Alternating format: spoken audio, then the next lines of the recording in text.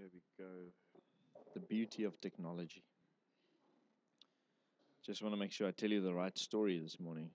You don't. So just want to start. Good morning. So for those of you that don't know me, JP is my name. My beautiful wife Melissa's here, and one of our kids, the youngest one, Faith, is also with us this morning. We had the privilege. I actually had the privilege this week of going to Home Affairs and finally, after 3.5 years, actually getting a full birth certificate with myself and my wife, being the parents, the proud parents of Faith right now. So I think the last time that I shared, it was also from a very vulnerable place to say that, God has been just so faithful in our lives in just this whole journey of adoption, and how it's been a privilege for us to be able to be part of that, and what the Lord ministered to us as a family as well, of how He adopted us into sonship. So, the beautiful part is she is now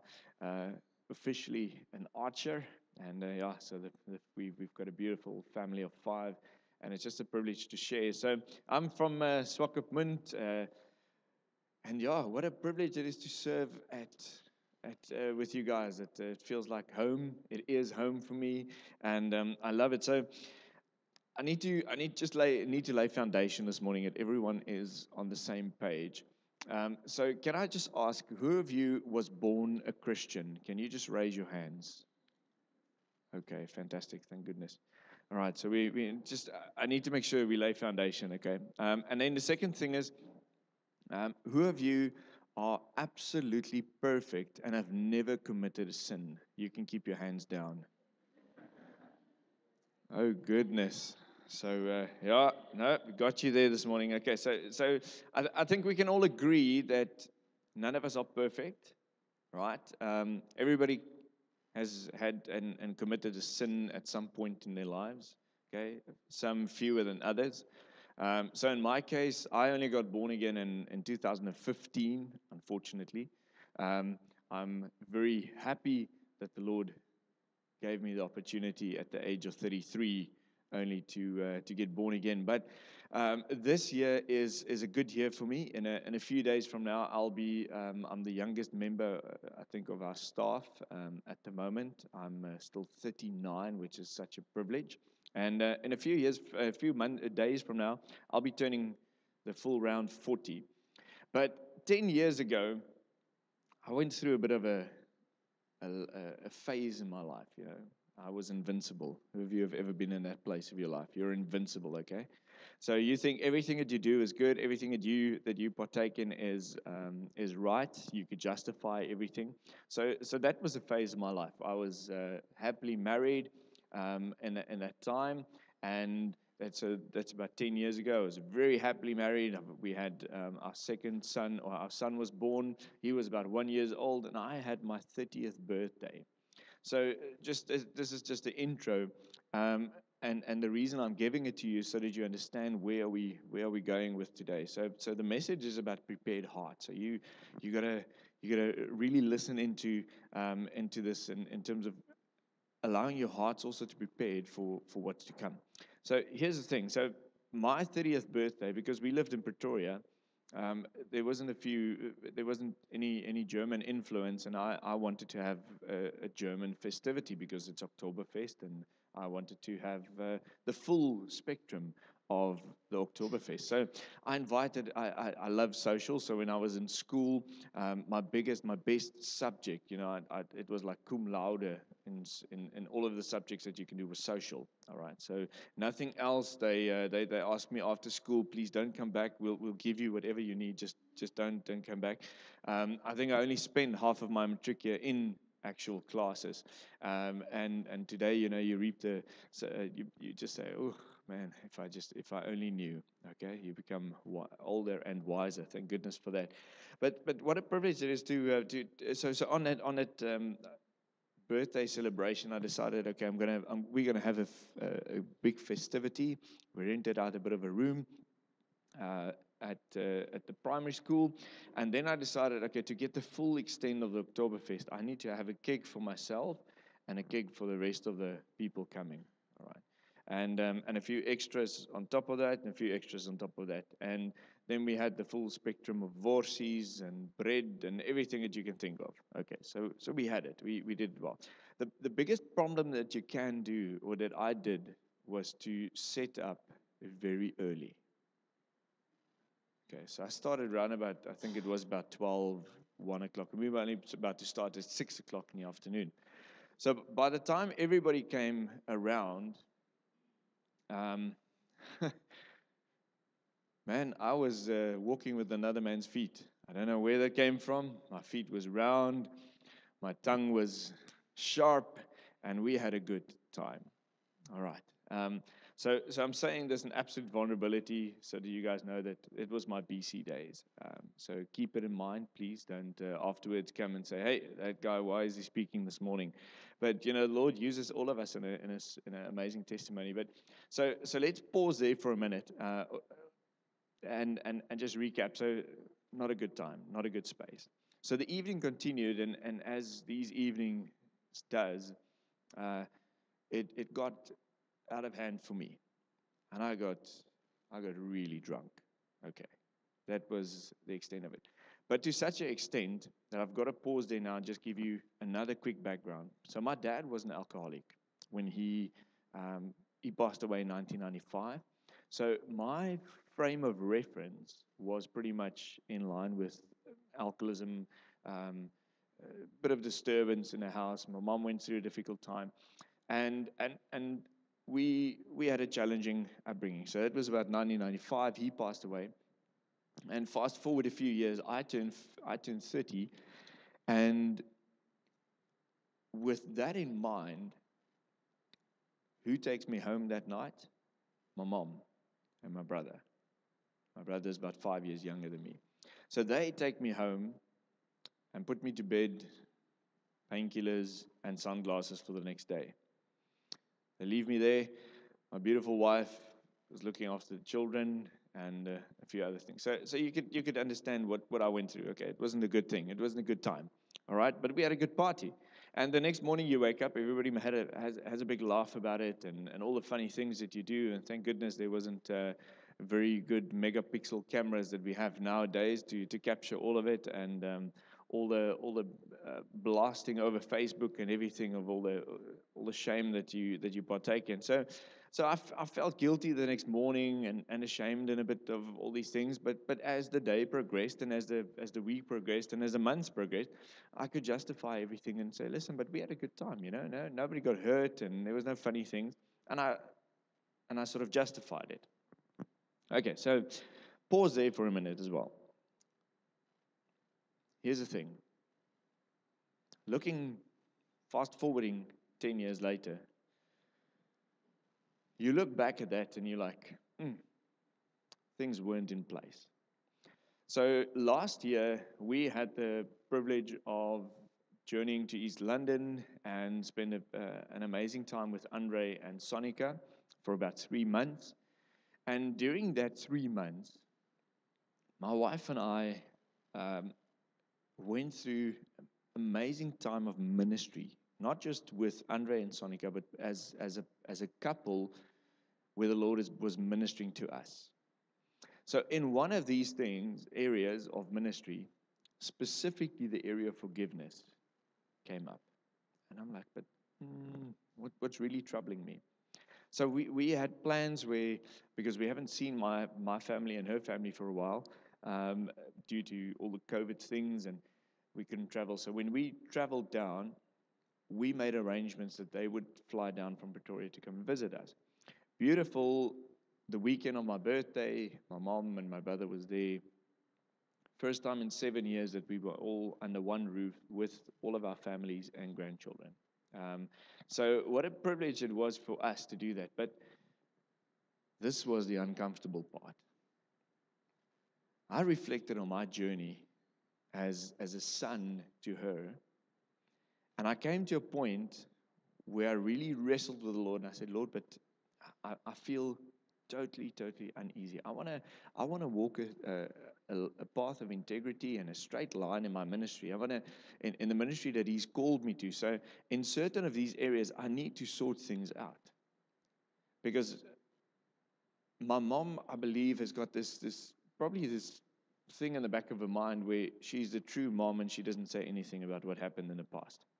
Now, all of a sudden, I'm this la-di-da um, pastor, pastor boy, and everything is going well. But maybe in the back of her mind, because it surely bothers me.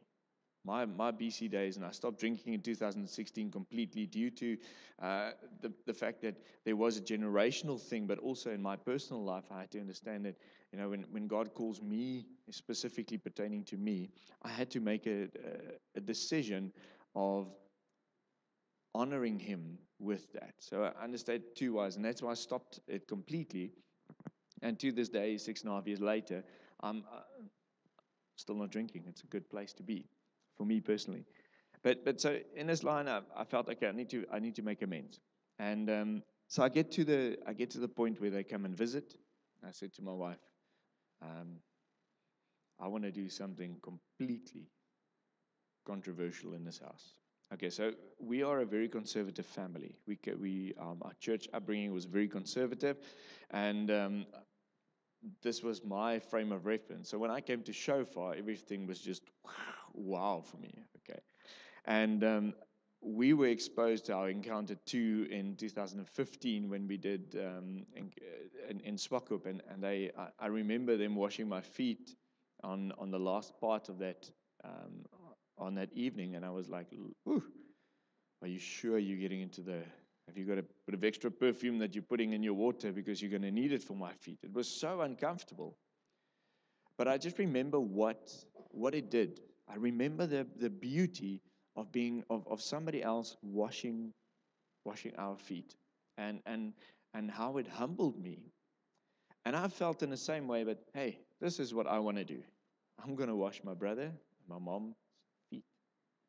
Very uncomfortable. Look, if you want to, you get things that's awkward, and then you get this side of doing it that's awkward.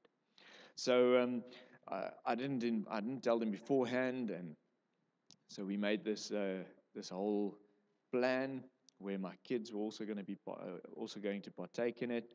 And you're going to remember it's a nonsense that I created. I want to sort it out. But I know the Lord laid it on my heart, and I wanted to get things in play. So beautifully enough, my mom allowed me to do that, and she sat on this. The room that we had was a very formal room, and they sat down, and I walked in with the buckets, and I knelt down, and I said, "Listen, I'm going to wash your feet today." And there was silence, and then it was like, "Okay." But I remember something that really stood out for me in that moment. As I began to wash their feet, I just started to say sorry. I just apologized. I said, "Listen, I was being stupid. Okay, I did silly things." And I remember what happened in that moment was nothing significant in the natural. Washing the feet, smiled, prayed over them, and that was it. But in the spiritual, something amazing broke open. Something amazing broke open. There was a lift in the atmosphere that took place. And that's sort of what I want to get at today, is that we often do things in the natural that we think do not have an effect in the spiritual, or we don't see it, but we need to understand the impact of what we're doing. All right, so here's the thing. So I finished washing it, and beautifully enough, there was this amazing restoration taking place between us. Because you see, the thing that hurts me, that I think initially or eventually came back and hurt me the most, was the thought that my mom took me home, and two things stood out. What was she thinking about me? What was she reliving from her past hurts? I mean, her and my dad were married for 18 years before he passed away. So what was she thinking? What was she going through? What was going through her mind looking at this boy of 30 years old? Um, and he's like out of his wits, and the memories just came back. And then you have my brother who needs to follow an example. I think he was in his final year, matric, somewhere around there, going to be a civil engineer. He was head on straight. But he looks at his brother and he's like, this is the guy that I'm supposed to follow as an example. And this is the example that he set for me. And I'm like, man, that just really, that cut deep. But that's a place, the area of vulnerability that you and I need to enter into if we want to be set free at the end. If we want to walk in freedom, you've got to go and sort of, in a sense, relive that area of hurt. And not because it's a painful thing, not because it's a sadistic, oh no, you got to go through the pain again. No. You just got to come to terms and to grips with what you did and what's going on in your life. And what are you actually saying sorry for? So, here's the thing. What did I do in the natural? I demonstrated the command that Jesus gave each one of us of love. And sometimes love requires us to, all of the time, love requires us to say sorry. Sometimes when we haven't even done anything wrong, but in my case, I was wrong, okay? I admit. Raise my hand, guilty as charged, Your Honor. That's me. So I was in this beautiful place of being able to make amends, saying sorry, and just seeing how things are breaking open. And that's where I want to head with us today, and we're going to read from John 13, just that first part of the first passage. And I can speak the whole day just on John 13, verse 1. And I want you to read it with me and follow it with me this morning. So it says, I'm reading from the ESV version. It says, now before the feast of the Passover, when Jesus knew that his hour had come to depart out of this world to the Father, having loved his own who were in the world, he loved them to the end. And you know, looking at the scripture and thinking, hey, listen, Jesus didn't write this passage. John did. This is something that he observed as one of Jesus' disciples when they were sitting around the table. And he was observing something so significant that, and it's mind-blowing for me as well. I read it and I read it and I read it. This is probably, I've been on this passage for the last 7 weeks now. Just thinking, Lord, but do we get the full picture of what's happening here? So let's dissect it a bit. John didn't mention that Jesus loved only those who will not betray him. If you read the passage, and all the translations will reflect the same thing, it says the following: having loved his own who were in the world, those whom he hath chosen, he loved them to the end. So here's a much bigger picture that we need to get this morning. And I want you to see it, because here's the thing. When you look at this verse, we could easily miss the context of the bigger picture here, because you can just see disciples, you see Judas, you see Peter's denial, and those who were in the room at that moment. But this was written so that you and I may have an example of what Jesus has done before and what he was going to do. Because this was the day before he was crucified. So it's the last feast, and he says, having loved his own who were in the world, he loved them to the very end. So we are talking about a prepared heart this morning. Jesus walked into that room knowing Judas was going to betray him. He knew that beforehand. He was fully aware of the divisiveness and the schemes of the devil in that very moment. But yet, still, he chose to walk in. He chose to love them. And this is not something that he said to his disciples. This was something that John observed before he wrote it down. Can you see that there's a difference when somebody says something to you and when you observe it from a lifestyle that this person lives? There's a big difference. A huge, huge difference. And this is what John observed. As a disciple of Jesus, as a follower, he walked in and he said the following: hey, listen, but here's something totally different happening in this house tonight. That this guy walked in, and in hindsight, because we got to know that this was written about 70 AD. It might be a few years around there, okay? But between 60 and 70 AD, this was written. Or even 30, I think maybe John was even 30 AD. But the key is, 30 years have passed, and then he writes down this observation, which means it really made an impact on him. So, think of the following. A prepared heart looks like this. Jesus walked in, having loved his very own to the end. To the end. So, the end in Jesus' words or Jesus' ministry did not mean only to the next day on the cross, or the following, or the day when he ascended up into heaven. To the end, full stop, means to the end of time, to the end of eternity.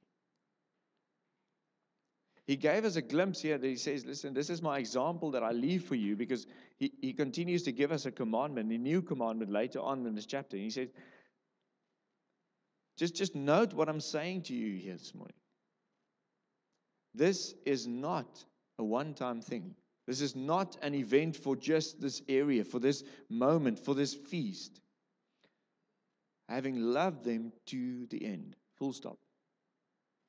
No condition, no prerequisites, just having loved them to the end as they were.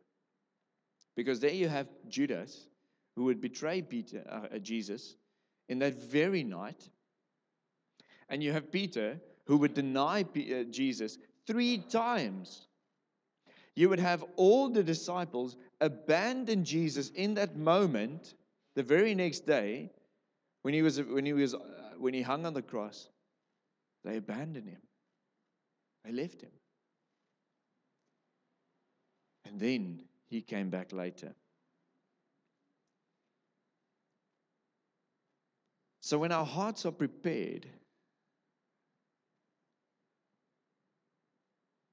here's the thing. What does a prepared heart look like?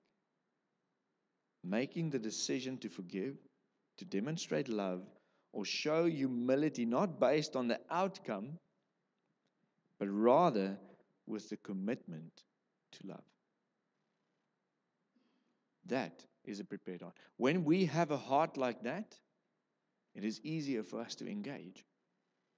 It's easier for us to make certain decisions to forgive and receive forgiveness. Because we don't walk in or don't do with a prerequisite. So you see, if I walked into that room holding this bucket of water, and my mom said, sorry, I don't receive this from you. What do you think would have gone through my heart? Thank goodness she did receive it. But in many circumstances where when we first need to forgive ourselves and walk in a path of forgiveness, of sometimes seeking forgiveness from others, we have this condition. Yeah, but if they don't forgive me, it's up to them. Sorry, I'm just going to leave it up there. And then that's so be it. Then I don't forgive as well. We often walk with that in our hearts because it's so easy to say that if you don't do it, then I'm not going to do it. But here's a key demonstration of what it means to forgive even before it's done. And that's what Jesus did. To the very end, he loved them. You and I, as we stand here this morning, to the very end, he loves us. This is our heart. This is who we are. This is who Jesus chose us because He chose you and He chose me. And when we engage with a prepared heart, not making our decision on what we're going to do based on the outcome, but rather than a commitment to love, it is easier to engage. And for us as a church community, that is so important. What do you think it will look like if we as a church community start engaging with a different mindset of committing to the love, the commandment that Jesus gave us? And forgive first before we know the full, even before we know the full picture. And I'm the first one to say that it's a difficult thing to do. I'm the first one to raise my hand and say, I don't get it right. I read it.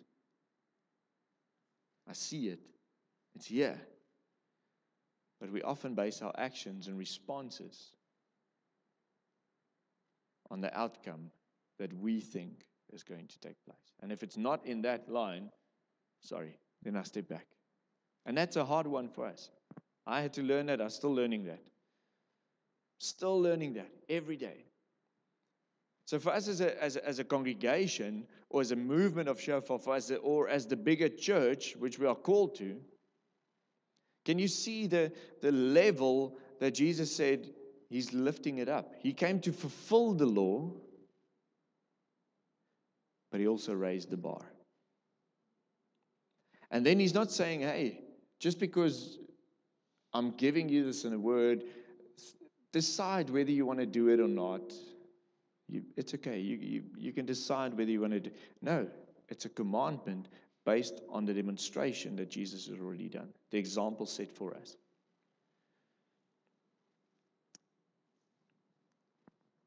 So it was very difficult for me to engage in this moment with my mom and brother, to ask forgiveness. But I realized two things.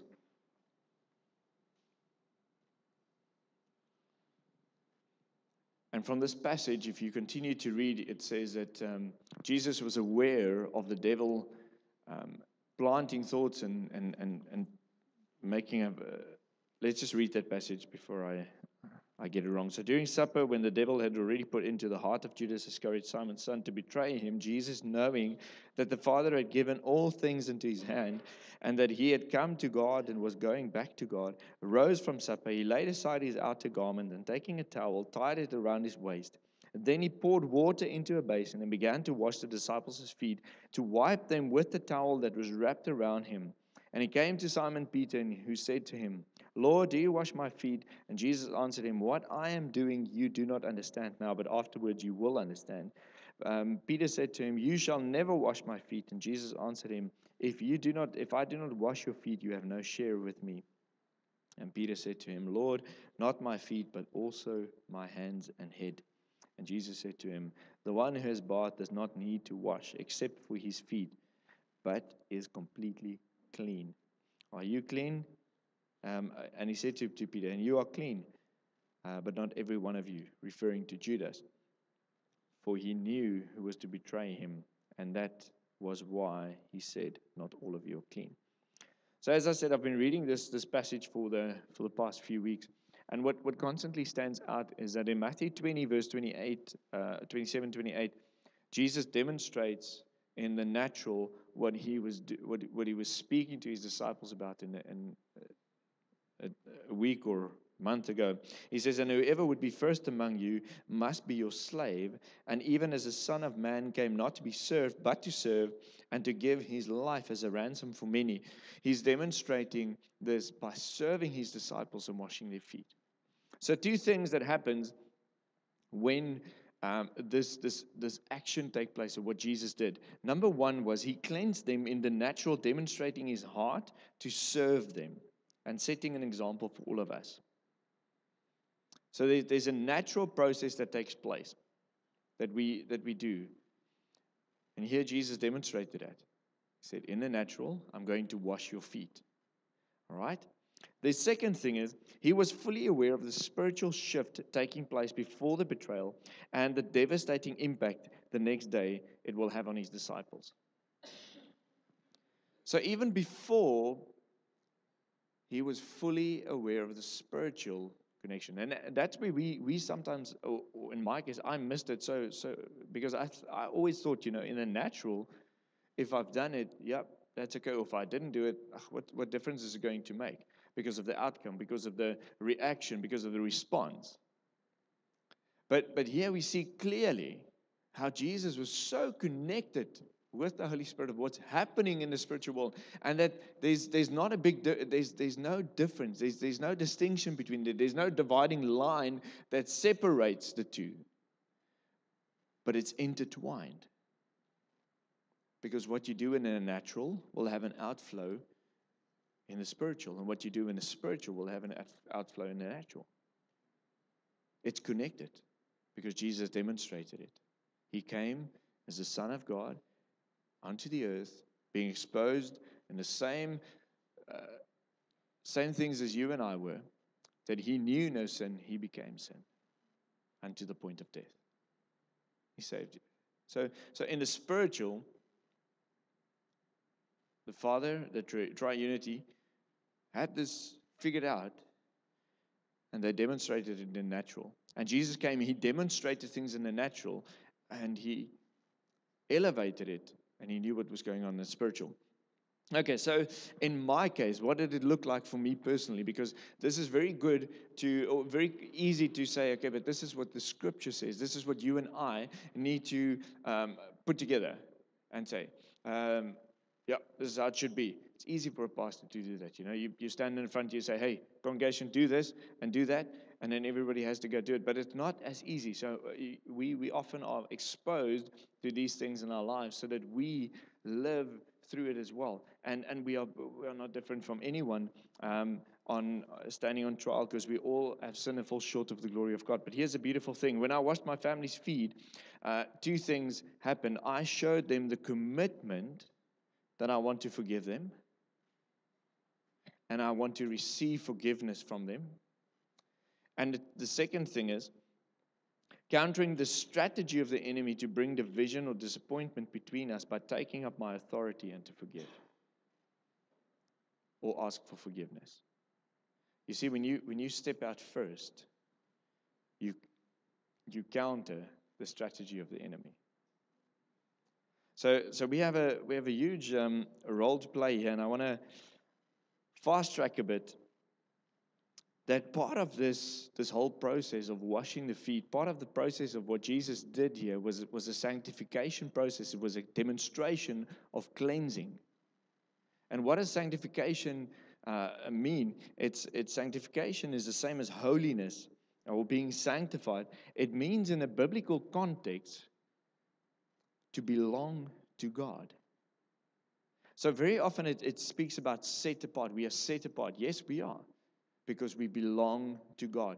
Primarily, all of the text in biblical context speaks about the relational aspect between us and God. Our belonging to God, because he chose us as his possession. Yes, we are set apart, but we belong to him. So there's a significant thing that happens, is that the many ways we serve. And here's the thing, not everyone will wash the feet of another. But it's the way we serve one another that brings a work into our own lives. Because Jesus demonstrated it by saying that when he tied that towel around his waist, he demonstrated that he will be the lowliest. Because in the household of the Jews, when you walked in and you had a towel tied around you, you were the lowliest of lowlies of servants. That was the washing of the feet happened before they came in, and that was demonstration of this is a servant. Okay, so Jesus just said, but listen, if you want to be a good leader in life, if you want to demonstrate your relationship with me to others, this is how you're going to do it. Because this is going to be part of the commandment that I give you. A new commandment I give you, to love one another as I have loved you. And he's given us that demonstration. And here's the thing, Jesus washed their feet to show them that day and us that we belong to him. Because if he said it, if I don't do this for you, you will have no part in it. You will not understand. And that's why it had to be done. So very often, we miss the part of demonstrating a service in the natural because we think it doesn't come together. But Jesus demonstrated, he said, hey, listen, I'm doing this so that you can be included in this. And for us to forgive, part of our prepared heart is to bring that inclusion into play. And the way we forgive, and the way we minister, and the way we live with one another. And I want to end off by just saying this last thing. Verse 17 says, if you know these things, blessed are you if you do them. Which means there's a blessing that comes from doing it. So, as a church, as a charismatic, or the charismatic movement, we are always after the blessing. That's very natural. We love it when we get things. But the beauty of what Jesus is saying here, he says the blessing is not going to be in a natural form of, if you wash somebody else's feet, you're going to get a house. You're going to get the $1 million bank account. You're going to drive the beautiful car. No. He says that when we start doing these things, the blessing will be the following. He says the betrayal will be heartbreaking, but the blessing will be healing of a wounded heart. The denial will be hard to see, but the blessing in serving that person will be an ability to forgive yourself and that person. And so we can go on. But often we miss it because we want to see something in just a April. But there's a restoration of heart taking place, and that's the blessing. That's what Jesus came to demonstrate to you and I. So what does it look like for us as a church to demonstrate what Jesus asked us to do? Do we go around washing people's feet? And this is just an illustration. It doesn't have to look like that for you because there's so many ways to serve people. But it took from me an extra step out of my comfort zone to embrace this opportunity to walk in forgiveness. Because the moment that Jesus did it, he gave Peter and Judas both the opportunity to receive it before it even happened. And there it is. That's a prepared heart. It's to commit to that process of love, to commit to love rather than the outcome. That's what a prepared heart is. And that's what I want to leave with you this morning, is to say, are we willing to be a Peter that wants to give everything to him? And are you willing to be a Jesus follower, surrendering to him in that place where you say, Lord, my heart, I just want to do things that serve your purpose, serve your will, that your will be done and not mine. But what is hindering us from stepping out? What is that behind the door, closed door relationship that you don't want to enter, or you don't want to open that door because you know it's going to be a skeleton that comes out of the closet of a past relationship that we need to restore, a hurt that we need to restore, a hurt that we need to walk in forgiveness to receive full healing in our own lives as well. And if we can have maybe just a piano play a bit, if it's possible, or the guitar, doesn't matter. I just want us to take a moment.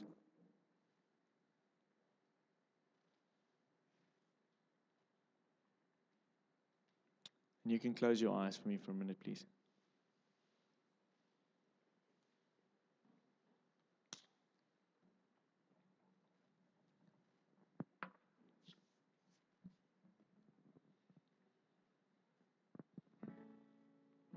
Just as a church, what are we saying to ourselves?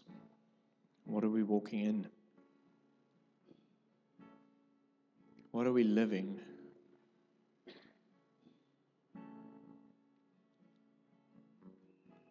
Why are we afraid to enter into relationships or go back to past relationships to forgive, to set right?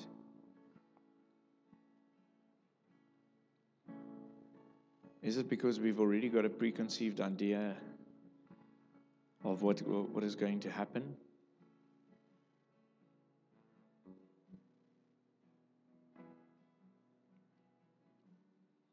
So maybe that's an area in your life where you're struggling, and I want to invite you this morning, just for a brief minute, to allow the Holy Spirit to come and prepare your heart.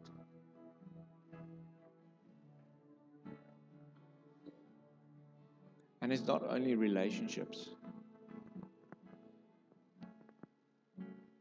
but that's a key element. Jesus came to demonstrate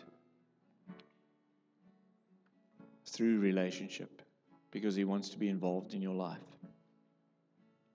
And the process of sanctification is to be stripped of the things from the world so that we can be pure and blameless before him. And the process of forgiveness is not a one-time thing. Forgiveness is a process. And often we don't walk in our calling because we haven't forgiven yet. We don't experience the fullness of the blessing of the Lord because we haven't forgiven yet. So I'm not going to call out people this morning. I want each of us to do a bit of business while we're going to end off with one last song. That if there's an area of forgiveness that you need to walk in, if there's an area or a person even that you need to forgive, even if it's in this room, and you will take this opportunity this morning to start either the spiritual process of speaking forgiveness in the Spirit, and then stepping out and asking for forgiveness to that person at some point, or starting right now, walking over and saying, I'm sorry. We all get it wrong. We all get it wrong. I've got it wrong many a time before. I think in this year alone, I've had to say sorry more than I've ever had in my entire life before.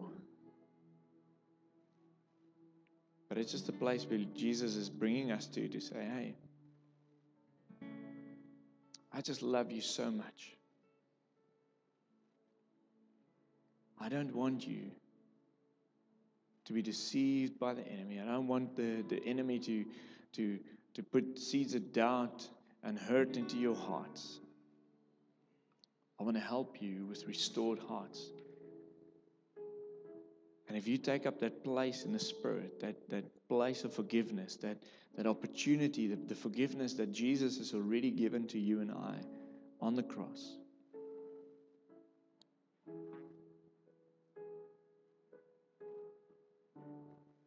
that's a good place for us to take it up this morning. So let's sing this last song. I'm going to be in the front here if you feel that you want me to pray with you, just for wisdom or guidance.